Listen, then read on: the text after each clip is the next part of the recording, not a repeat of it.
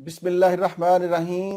आज का हमारा प्रोग्राम चेरी के ऊपर है। चेरी एक ऐसा फल है जो बच्चों, जवानों, बूढ़ों और हामला खवातीन में यकसा मुफीद है। बिस्मिल्लाहिर्रहमानिर्रहीम। अस्सलाम वालेकुम। डॉक्टर नवीद हेल्थ केयर में आप लोगों को खुश आमदेद। उम्मीद है आप सब लोग खैरियत से होंगे।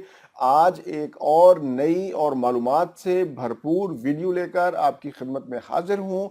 आज का हमारा प्रोग्राम चेरी के ऊपर है। चेरी अपने खट्टे मीठे जायके और फवायद की वजह से दुनिया भर में मशहूर है। चेरी ग़िज़ाइयत से भरपूर फल है जो एक बेहतरीन एंटीऑक्सीडेंट है।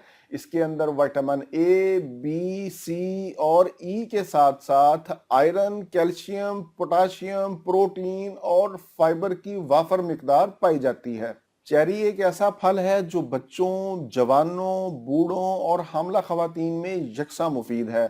चेरी से ना सिर्फ खून साफ होता है बल्कि खून की कमी को भी पूरा करती है। इससे नया खून बनता है।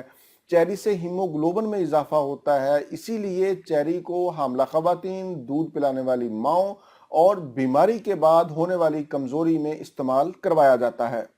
चेरी खाने से ना सिर्फ मर्दाना ताकत में इजाफा होता है बल्कि ये बुढ़ापे के असरात को भी कम करती है क्योंकि इसके अंदर एंटी एजिंग खसूसियात भी पाई जाती हैं।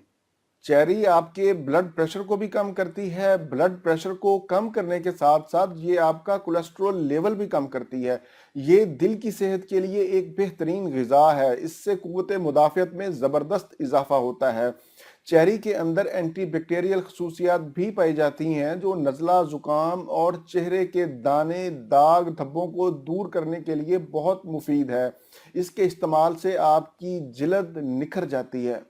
शुगर के मरीज भी चेरी को इस्तेमाल कर सकते हैं लेकिन आधा कप से ज़्यादा एक दिन में इस्तेमाल ना करें।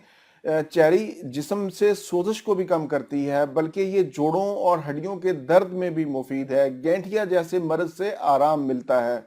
अगर आपको रात में नींद नहीं आती तो चेरी के इस्तेमाल से आपकी नींद भी बेहतर हो जाएगी।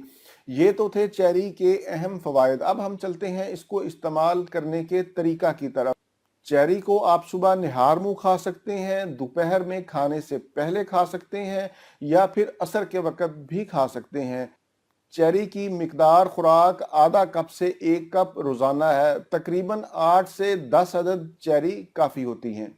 अब हम चलते हैं इसके नुकसानात या इसकी एहतियाती तदाबीर की तरफ।